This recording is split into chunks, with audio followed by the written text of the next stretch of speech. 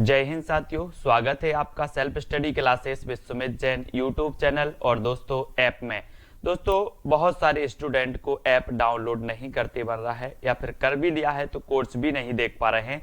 तो मैं आज उनको बता दूं कि ये जो सेल्फ स्टडी क्लासेस इस प्रकार से जब आप प्ले स्टोर से करते हैं तो ये आपका वेल जो है आइकन उसमें लगा हुआ है ना। तो इस प्रकार से सेल्फ स्टडी क्लासेस आपको सर्च करना है और ऐसे आइकन में आपको ऐप मिलने वाला है। ठीक है, तो दोस्तों हम देखें कि प्ले स्टोर में आपको इस प्रकार से दिखेगा ये सेल्फ स्टडी क्लासेस। ठीक है, ये प्ले स्टोर में आपको सेल्फ स्टडी क्लासेस का ऐप दिखने वाला है। ठीक है, ये इमेज उसमें डली है, ये आइकन, ये लोगो उसमें डला है। ठीक है, अब दोस्तों इसको इंस्टॉल करना है, यहां से आप इंस्टॉल करेंगे। ठीक है, अब इंस्टॉल करेंगे तो वहां पर आपको नंबर मांगेगा, जीमेल नंबर मांगेगा, तो आपको ओटीपी आएगा, तो आप रजिस्टर करके आगे बढ़ेंगे। ठीक, जय हिंद साथियों, स्वागत है आपका self study classes with Sumit Jain YouTube channel में। दोस्तों आज की क्लास स्टार्ट हो चुकी है और रोज रात्रि 9 बजे अपनी क्लास स्टार्ट होती है। ठीक है, और सुबह 9:30 बजे हिंदी साहित्य का ट्रिकी वीडियो आता है। आप किसी भी एग्जाम की तैयारी कर रहे हैं, चाहे नेट की कर रहे हैं, पीजीटी की है ना, टीजीटी या फिर एचपी टेट या फिर एपी सेट या फिर यूपी टेट, आरपीएससी, कोई भी एग्जाम की तैयारी कर रहे हैं और जिसमें हिंदी साहित्य पूछा जाता है, उनके लिए दोस्तों सबसे बेस्ट जो आपका चैनल है वो सेल्फ स्टडी क्लासेस है हिंदी के लिए। ठीक है, तो दोस्तों जो भी हमारे व्हाट्सएप ग्रुप से अभी तक नहीं जुड़े हैं जो साथी है ना, हिंदी का स्पेशल व्हाट्सएप ग्रुप है 9098609291, ये व्हाट्सएप नंबर है। तो व्हाट्सएप नंबर से आप सभी को जरूर जुड़ जाना है। ठीक है, तो स्टार्ट करते हैं दोस्तों आज का ये सेशन। आज का ये सेशन स्टार्ट हो इससे पहले सभी के लिए जय हिंद है ना, सभी के लिए गुड इवनिंग। और आपका जो पहला प्रश्न है कि भरत मुनि ने कितने काव्य दोष बताए हैं। भरत मुनि दोस्तों ये रस संप्रदाय के माने जाते हैं भरत मुनि है ना, और भरत मुनि ने कितने काव्य दोष बताए हैं ये बताना है हमें प्रश्न क्रमांक 331 का। और सभी लोगों को पता है ना, अधिकांश लोग जानते हैं कि जो भरत मुनि थे इन्होंने जो बताए हैं वो कितने बताए, 10 दोष बताए हैं काव्य के और 10 ही क्या बताए हैं, गुण बताए हैं। अब याद रख लेना 10 दोष और 10 गुण बताए हैं किसने, भरत मुनि ने। ठीक है, ये चीज सभी लोग याद रखेंगे। रस संप्रदाय के प्रवर्तक माने जाते हैं भरत मुनि है ना। आशु गोंडवाल जी ये हमारी नए ज्वाइन मेंबर हैं है ना, आशु गोंडवाल जी, इनके लिए बहुत बहुत धन्यवाद और इन्होंने ज्वाइन किया है चैनल के लिए, आप भी चैनल को ज्वाइन कर सकते हैं। ठीक है, छंद शास्त्र के आदि आचार्य हैं तो कौन है, पिंगल, बामन, भरत मुनि या फिर भामह। छंद शास्त्र के आदि आचार्य कौन माने जाते हैं, प्रश्न क्रमांक 332 का उत्तर हमें लिखना है दोस्तों।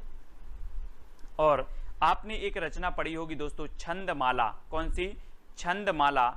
और छंदों की माला हमें कहाँ पहननी है, केस में पहननी है। कहाँ पर, केस में छंदों की माला पहननी है, इसलिए केशवदास की रचना है छंदमाला। लेकिन आपसे कभी छंद शास्त्र पूछा जाए कि छंद शास्त्र के आदि आचार्य कौन है, तो वो माने जाते हैं पिंगल माने जाते हैं। ठीक है, याद रख लेना। रीति संप्रदाय के बामन है ना, और अलंकार संप्रदाय के भामह और रस संप्रदाय के प्रवर्तक कौन है, भरत मुनि जी। ठीक है, इनको याद रखेंगे।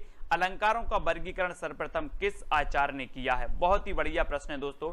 अलंकारों का वर्गीकरण सर्वप्रथम बताना है, मम्मट ने किया, भामह ने किया, बामन या फिर हेमचंद्र ने किया है। अब यहाँ कंफ्यूज नहीं होना है, यहाँ पर दो चीजें हैं सोनू सिंह जी की, जो अलंकार संप्रदाय के प्रवर्तक हैं तो कौन है, भामह हैं अलंकार संप्रदाय की, लेकिन जो सर्वप्रथम वर्गीकरण किया है वो किया है बामन ने। किसने किया है, बामन ने किया है। ये चीज याद रखनी है, यहाँ कंफ्यूज आप हो जाते हो और सीधे सीधे आपको पता होता है कि अलंकार संप्रदाय के प्रवर्तक तो भामह हैं, इसलिए अलंकारों का सर्वप्रथम जो वर्गीकरण किया होगा वो भी भामह ने किया होगा, लेकिन ये भामह यहाँ पर आपका सही नहीं है, उत्तर होगा बामन है ना। सर्वप्रथम वर्गीकरण किया था बामन ने है ना, और भामह अलंकार संप्रदाय के प्रवर्तक माने जाते हैं।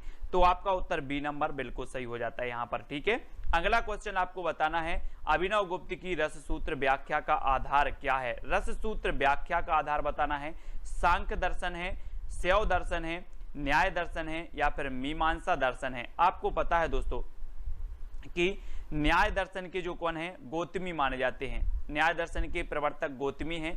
मीमांसा दर्शन मैंने आपको याद करवाई थी कि मेरी मनसा है कि मुझे क्या मिल जाए, मनी मिल जाए, तो मीमांसा दर्शन के कौन है, जैमिनी माने जाते हैं। और आपको अभिनव गुप्त की जो रससूत्र व्याख्या का आधार माना जाता है वो क्या माना जाता है, वो माना जाता है शैव दर्शन। शैव दर्शन यानी कि आपका सही उत्तर हो जाता है विकल्प नंबर सी नंबर, सा नंबर, ठीक है, विकल्प नंबर सा।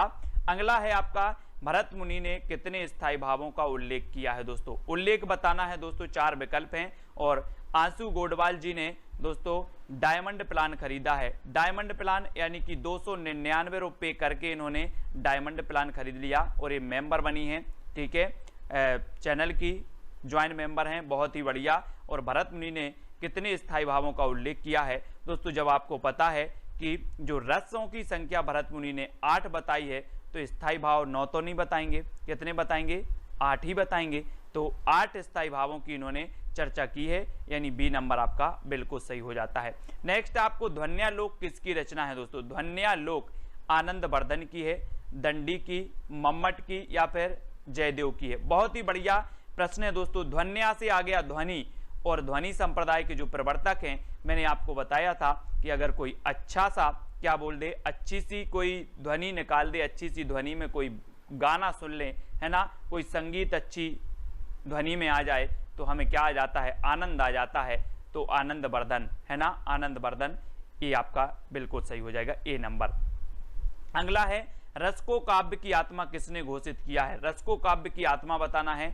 भामह ने घोषित किया, राजशेखर ने, रुद्रट ने या फिर कुंतक ने, किसने घोषित किया, यानी कि 337 का उत्तर हमें बताना है यस जी, कि रस को काव्य की आत्मा मानने वाले जो विद्वान हैं वो कौन है ना। रस संप्रदाय सबसे प्राचीन संप्रदाय माना जाता है, भरत मुनि इसके प्रवर्तक माने जाते हैं। और रस को काव्य की आत्मा घोषित किया है तो वो किया है राजशेखर, यानी कि जो बी नंबर है, बी नंबर आपका बिल्कुल सही आंसर हो जाएगा, कुरैशी जी, बी नंबर सही हो जाएगा। राजशेखर ने रस को काव्य की आत्मा घोषित किया है ना, बी नंबर सही है। नेक्स्ट है अनुकरण सिद्धांत के प्रवर्तक कौन है दोस्तों, अनुकरण सिद्धांत, अनुकरण इलियट हैं, कार्बे हैं, प्लेटो या फिर अरस्तु, ये 4 विकल्प हैं। और अनुकरण सिद्धांत के जो आपके प्रवर्तक माने जाते हैं, प्रश्न क्रमांक 338, यानी कि वो माने जाते हैं प्लेटो। कौन माने जाते हैं, प्लेटो, है ना, बी नंबर बिल्कुल सही हो जाएगा, प्लेटो अनुकरण सिद्धांत के प्रवर्तक माने जाते हैं। और नेक्स्ट है वल्लभाचार्य के गुरु का नाम क्या था, वल्लभाचार्य के गुरु का नाम, दोस्तों हम पढ़ते हैं कि सूरदास जी के गुरु का नाम वल्लभाचार्य था। वल्लभाचार्य विशिष्टाद्वैतवाद के प्रवर्तक थे। अब वल्लभाचार्य के जो गुरु थे वो कौन थे, वो कौन थे, कौन थे, विष्णु स्वामी, विष्णु स्वामी ये वल्लभाचार्य के गुरु माने जाते हैं। और बी नंबर आपका बिल्कुल सही है, ठीक है। वल्लभाचार्य ने पुष्टि मार्ग की स्थापना की थी, सूरदास जी के गुरु हैं, ठीक है। और आपको एक क्वेश्चन पूछा था दोस्तों, कौन सा, द्वैताद्वैतवाद, द्वैताद्वैतवाद के प्रवर्तक कौन है, तो आपने बताया था कि सर नींबू देत देत थक गए हैं, हम तो नींबू देत देत थक गए हैं पड़ोसी को, ऐसे बोल देना, कल बोल देना अपने घर में, हम तो नींबू देत देत थक गए हैं अपने पड़ोसी को। तो निम्बार्क आचार, देत देत, द्वैता द्वैत, द्वैता द्वैत, देत देत से द्वैता द्वैत, और ये निम्बार्क जी का संप्रदाय माना जाता है, ये आपने याद किया था, है ना। नेक्स्ट है आपका हरिश्चंद्र पत्रिका का पहला क्या नाम था, हरिश्चंद्र पत्रिका जो भारतेंदु जी ने निकाली थी दोस्तों, हरिश्चंद्र पत्रिका, इसका पहले नाम क्या था, कवि वचन सुधा, कालचक्र या फिर हरिश्चंद्र मैगजीन या भारत जीवन। और आपको पता है कि हरिश्चंद्र जो पत्रिका है इसका पहले नाम था क्या था, हरिश्चंद्र मैगजीन, हरिश्चंद्र मैगजीन, यानी कि बा नंबर। दोस्तों मैं भी बहुत, ये जो निम्बार्क आचार है, निम्बार्क आचार वाला, ये हर बार भूल जाता था, कई बार मैं ट्रिक बनाया, अलग अलग प्रकार से ट्रिक बनाई, लेकिन हर बार वो ट्रिक भी भूल जाता था। लेकिन अब की बार ऐसी ट्रिक निकली है, ऐसी ट्रिक निकली कि आप भी नहीं भूलोगे और मैं भी कभी नहीं भूलूंगा। मैं कई बार याद किए उसको और कई बार ट्रिक भी निकाली, अलग अलग प्रकार से याद की, लेकिन हर बार भूल जाते थे। लेकिन अब की बार बहुत बढ़िया ट्रिक निकाली कि नींबू देत देत थक जाते हैं, है ना। और हरिश्चंद्र जो पत्रिका है इसका हरिश्चंद्र मैगजीन पहले नाम था, बी नंबर, बी नंबर इसका सही हो जाएगा। नेक्स्ट है केंद्रीय हिंदी निदेशालय भारत सरकार द्वारा प्रकाशित पत्रिका है, तो केंद्रीय हिंदी निदेशालय भारत सरकार द्वारा प्रकाशित जो पत्रिका है वो कौन सी है, विपाशा है, भाषा है, आजकल है या फिर अक्षरा है, ये 4 बताना है। और केंद्रीय हिंदी निदेशालय कुरैशी जी, ये भारत सरकार द्वारा प्रकाशित जो पत्रिका है वो कौन सी है, तो वो है भाषा पत्रिका जो है केंद्रीय हिंदी निदेशालय भारत सरकार द्वारा प्रकाशित ये पत्रिका है, यानी बी नंबर आपका बिल्कुल सही हो जाएगा। ठीक है, सीमा कुमारी जी, बी नंबर बिल्कुल सही है। नेक्स्ट है आपका अमृतलाल लांगर के किस उपन्यास का पात्र सूरदास है। अमृतलाल लांगर के किस उपन्यास का पात्र है दोस्तों, ये तो पूछा भी गया है ना, लेकिन एक बार पूछा गया था रंगभूमि, है ना, रंगभूमि का पात्र सूरदास था, प्रेमचंद की रंगभूमि उपन्यास का, लेकिन यहाँ पर अमृतलाल लांगर का पूछ लिया गया। अब अमृतलाल लांगर की दोस्तों अमृत और बिस्बी है, अग्निगर्भा उपन्यास है, बिखरे तिनके है, खंजन नयन है ना। और दोस्तों आपको पता है कि खंजन नयन में सूरदास की जीवन से संबंधित है खंजन नयन, और इसका जो पात्र है वो कौन है, सूरदास है। सूरदास यानी बी नंबर इसका बिल्कुल सही हो जाएगा, बी नंबर। ठीक है, खुशी शर्मा जी, बी नंबर बिल्कुल सही है। नेक्स्ट आपको बताना है दोस्तों यहाँ पर हिंदी साहित्य का, फिर अपन शुरुआत कर लेते हैं। डॉक्टर रामकुमार वर्मा ने संधि काल के अंतर्गत किस साहित्य का विवेचन किया है, किस साहित्य का विवेचन किया, यानी कि 343 का उत्तर नाथ साहित्य का किया है ना, जैन साहित्य का, सिद्ध जैन साहित्य या लौकिक साहित्य, संधि काल के अंतर्गत, यानी कि 343 का उत्तर। डॉक्टर रामकुमार वर्मा ने जो इन्होंने दोस्तों माना था संधि काल, जो प्रारंभिक इन्होंने काल माना था, और इन्होंने संधि काल के अंतर्गत किस साहित्य का विवेचन किया था, ये चीज हमें बताना है। और हाँ, मानस का हंस तुलसी से संबंधित है, वेरी गुड खुशबू सोनी जी।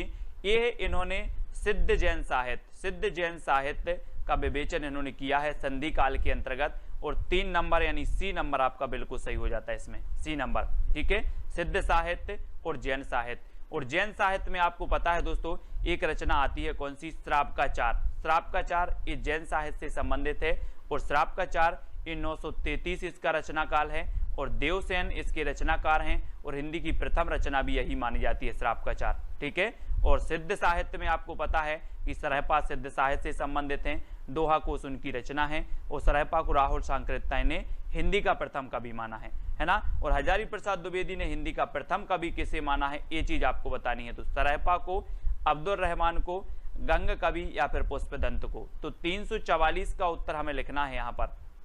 आचार्य हजारी प्रसाद द्विवेदी ने हिंदी का प्रथम कवि किसे माना है, और वो माना है दोस्तों किसने, किसे माना है, हजारी प्रसाद द्विवेदी ने। मैं आपको बता दूं कि जो रामकुमार वर्मा है, रामकुमार वर्मा ने स्वयंभू को माना हिंदी का प्रथम कवि, है ना, लेकिन हजारी प्रसाद द्विवेदी ने माना किसको, अब्दुल रहमान को। अब्दुल रहमान, इनकी एक रचना है संदेश रासक, है ना। हम बोलते हैं इसको कैसे याद रखते हैं दोस्तों, मैंने आपको याद करवाया था कि संदेश भेजना अब दूर नहीं है, अब दूर नहीं है संदेश भेजना।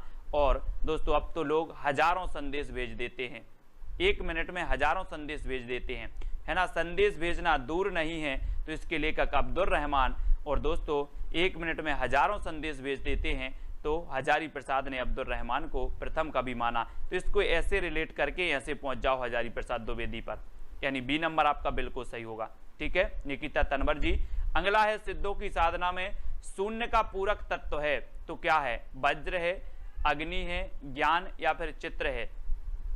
सिद्धों की साधना में शून्य का पूरक तत्व क्या माना जाता है, प्रश्न क्रमांक 345। और 345 में आपको पता है दोस्तों, सभी लोग लाइक जरूर किया करें, बहुत सारे लोग देखते हैं लाइक बहुत कम होता है ना। और सिद्धों की साधना में जो है शून्य का पूरक तत्व क्या है, तो वो है ज्ञान। क्या है, ज्ञान, यानी कि 3 नंबर आपका सही होगा, शून्य का पूरक तत्व माना जाता है ज्ञान, सी नंबर सही है। ठीक है, सहस्रा जी, सीमा जी। अगला आपको बताना है कि विद्यापति ने कीर्ति लता की रचना किस भाषा में की है, किस भाषा में की विद्यापति। और आपको ये मैथिल कोकिल कहा जाता है विद्यापति को, है ना। कविता सिंह जी, विद्यापति को मैथिल कोकिल कहा जाता है। ठीक है, और दोस्तों आपको पता होगा कि इनकी कौन कौन सी रचना है, हम कई बार आपको बताते हैं, पद, है ना, लता और पताका, ये तो अधिकांश लोगों को सभी को पता है। ठीक है, लेकिन आपको याद रख लेना है कि जो पदावली है वो मैथिली भाषा में है, लेकिन जो कीर्ति लता और कीर्ति पताका है, ये दोनों ही रचनाएं जो हैं किसमें हैं, अबहट्ट में है ना। तो आपका उत्तर क्या हो जाएगा, अबहट्ट। याद रख लेना, इनकी जो है पदावली काय में है, मैथिली भाषा में है, लेकिन कीर्तिलता और कीर्ति पताका ये अवहट्ट भाषा में है। ठीक है, विद्यापति जी की मैथिल कोकिल इन्हें कहा जाता है, मैथिल कोकिल विद्यापति, है ना। अगला है संदेश रासक की रचना विधा क्या है। संदेश रासक अब्दुल रहमान की रचना है। अब्दुल रहमान को हजारी प्रसाद द्विवेदी ने हिंदी का प्रथम कवि माना, लेकिन इसका जो रचना विधा है वो कौन सी है? खंड काव्य है, महाकाव्य है, आख्यानक गीति है या फिर गीति काव्य है? ऐसा भी क्वेश्चन आपसे पूछा जा सकता है। और यहाँ पर आपका बिल्कुल सही आंसर क्या हो जाएगा कि जो संदेश रासक की रचना विधा है वो क्या है? खंड काव्य, खंड काव्य है। ठीक है, याद रख लेना।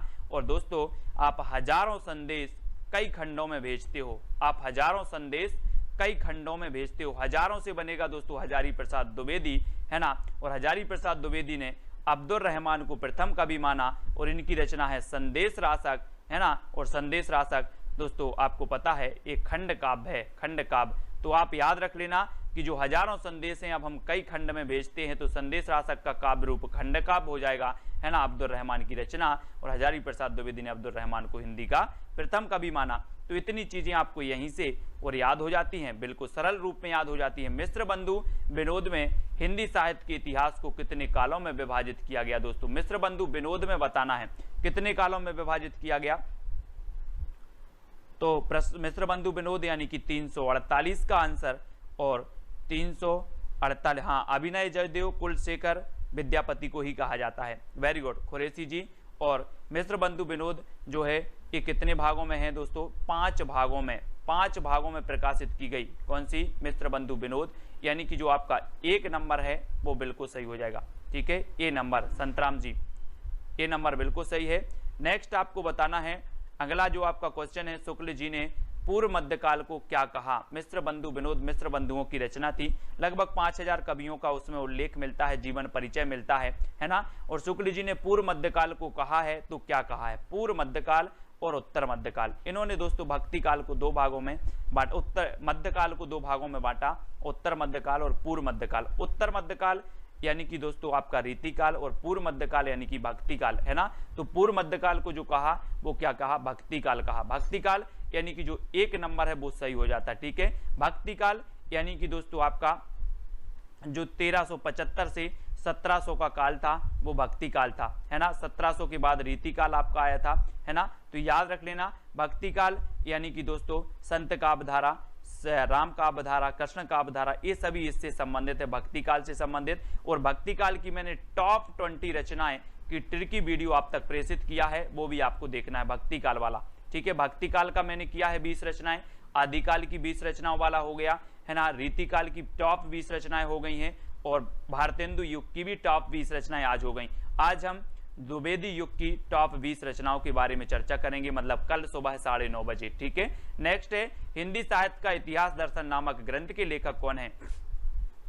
डॉक्टर नलिन बिलोचन शर्मा, डॉक्टर नामवार सिंह, डॉक्टर विनय मोहन, या इनमें से कोई नहीं। हिंदी साहित्य का इतिहास दर्शन नामक जो ग्रंथ है इसके लेखक कौन है? इसके लेखक बताना है। डॉक्टर नलिन बिलोचन शर्मा है, डॉक्टर नामवार सिंह हैं। हिंदी साहित्य का इतिहास दर्शन, तो अधिकांश लोगों को पता है कि इतिहास का दर्शन हम कैसे करेंगे? लोचन से करेंगे, लोचन से। तो लोचन से करेंगे तो बिलोचन, बिलोचन, है ना, डॉक्टर नलिन बिलोचन। तो ये नंबर आपका बिल्कुल सही हो जाता है, ए नंबर। नेक्स्ट आपको बताना, शुक्ल जी के कालों के नामकरण का आधार क्या है? परंपरा है, प्रवृत्ति है, प्रमुख ग्रंथ हैं, या इनमें से कोई नहीं है। ठीक है, और जो भी साथी विवेक शंकर जी की बुक खरीदना चाहते हैं हिंदी साहित्य की, वो विवेक शंकर की बुक जरूर खरीदें। हिंदी साहित्य की बढ़िया बुक है, कुछ लोगों ने खरीद ली है, उनने हमें भेजे भी हैं प्रश्न कि सर अच्छी लगी बुक, है ना। उनने कुछ फोटो खींच के भी भेजे हैं कि सर इस प्रकार की बुक है और बड़ी अच्छी बुक है ना। शुक्ल जी के कालों का नामकरण का आधार जो थी वो क्या थी? प्रवृत्ति। प्रवृत्ति के आधार पर इन्होंने 12 ग्रंथों को आधार मानकर वीर काव्य, जो वीर गाथा काल नाम दिया था, वो 12 रचनाओं को मानकर किया था। लेकिन इन्होंने सभी, चाहे वो रीतिकाल हो, भक्ति काल हो, चाहे आपका आदिकाल हो, सभी को की जो है प्रवृत्तियों के आधार पर नामकरण किया था, यानी विकल्प नंबर जो बी है वो बिल्कुल सही हो जाता है। ठीक है, आदिकाल को चारण काल नाम किसने दिया है दोस्तों? 352 का उत्तर बताना है, बिल्कुल सरल क्वेश्चन है आज के। डॉक्टर नगेंद्र, रामकुमार वर्मा, मिश्र बंधु, या इनमें से कोई नहीं। तो आदिकाल की जब भी बात होती है तो हम पढ़ते हैं, क्या पढ़ते हैं कि आदिकाल को विभिन्न प्रकार से अलग अलग नाम से अभिहित किया। और एक क्वेश्चन पूछा जाता है कि हिंदी साहित्य के इतिहास में सबसे विवादित जो काल रहा वो कौन सा रहा, तो वो आदिकाल ही रहा है। सबसे विवादित काल रहा और अलग अलग विद्वानों ने अलग अलग नाम दिए, ठीक है। लेकिन भक्ति काल सबसे कम रहा दोस्तों, भक्ति काल को भक्ति काल ही नाम दिया अधिकांश विद्वानों ने।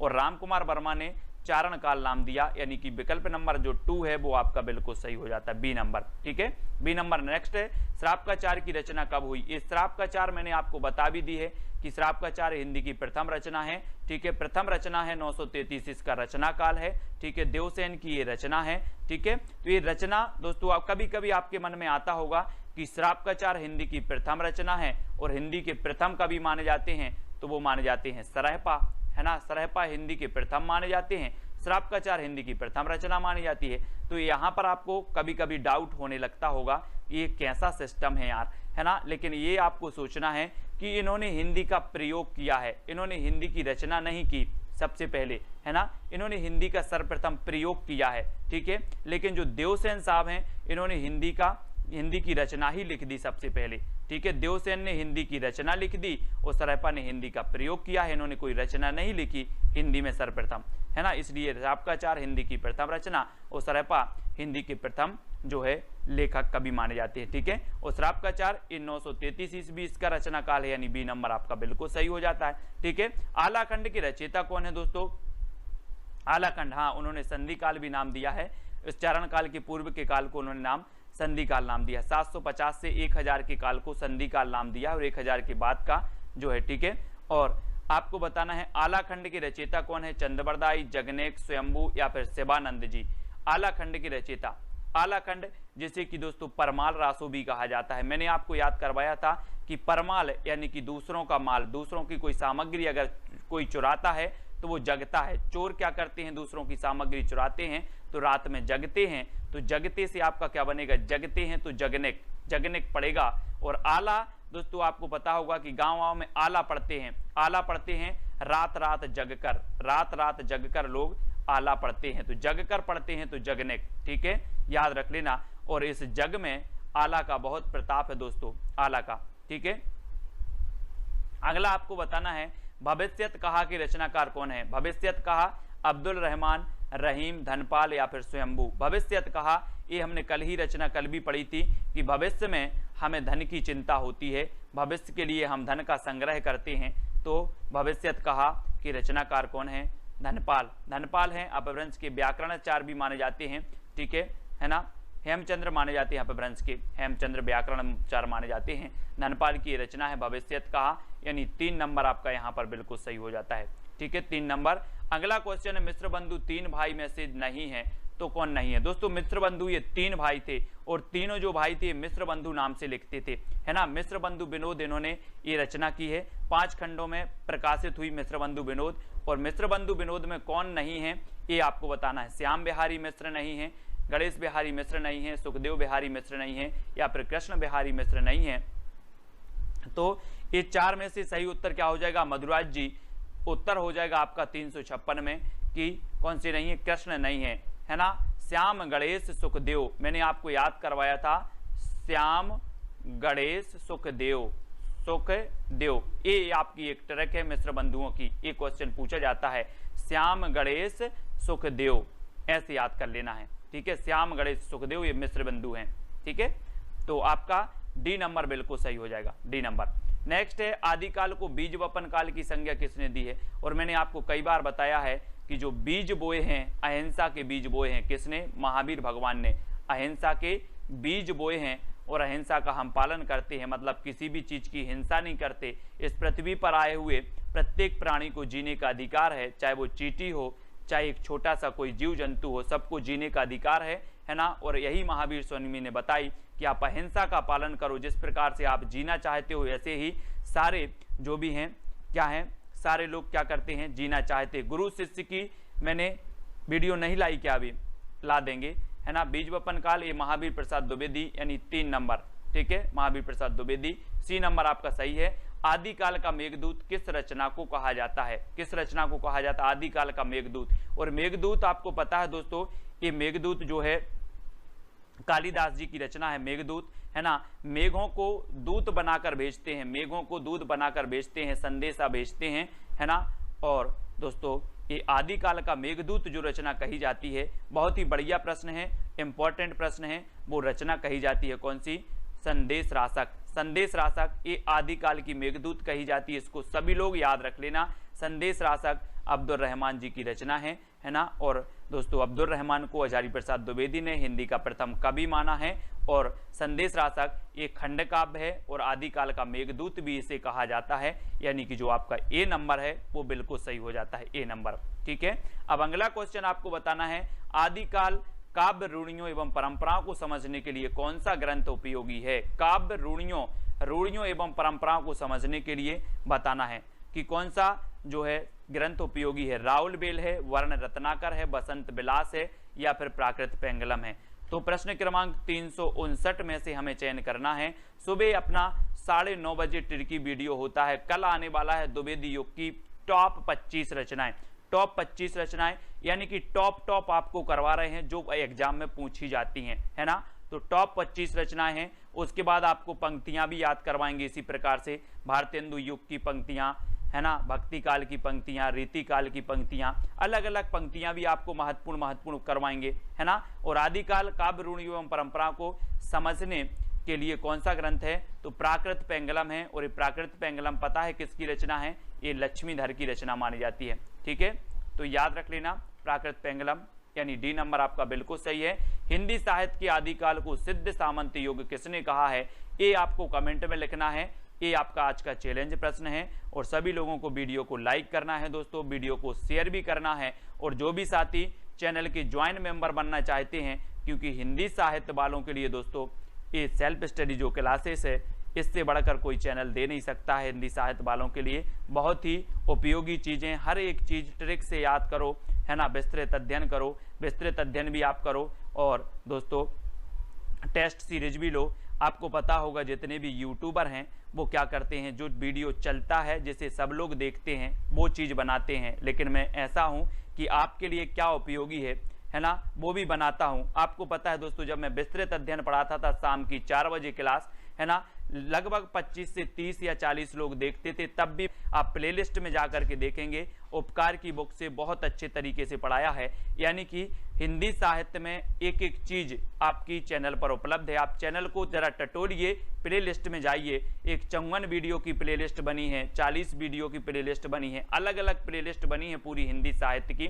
तो आप पढ़ें और वीडियो को लाइक करें। और ये हिंदी ट्रिक वाली वीडियो भी आपकी बनी है, ट्रिकी वीडियो भी बनी है, इसकी प्लेलिस्ट है हिंदी साहित्य ट्रिक्स, तो वो वाली बनी है। और रात में जो अपनी ये टेस्ट सीरीज बनी, इसकी भी मैंने प्लेलिस्ट बना दी है। तो सभी लोग चैनल को सपोर्ट जरूर करें दोस्तों, है ना। वीडियो को लाइक और शेयर जरूर करें। आपका ट्रिकी वीडियो मैं कैसे बनाता हूं, कैसे ट्रिक निकालता हूं, अलग अलग प्रकार से कोई भी ट्रिक निकालने में एक समय लगता है ना, समय लगता है। और समय के बाद जब ट्रिक निकलती है फिर वीडियो आप तक प्रेषित किया जाता है। तो दोस्तों हम देखें कि प्ले स्टोर में आपको इस प्रकार से दिखेगा ये सेल्फ स्टडी क्लासेस। ठीक है, ये प्ले स्टोर में आपको सेल्फ स्टडी क्लासेस का ऐप दिखने वाला है।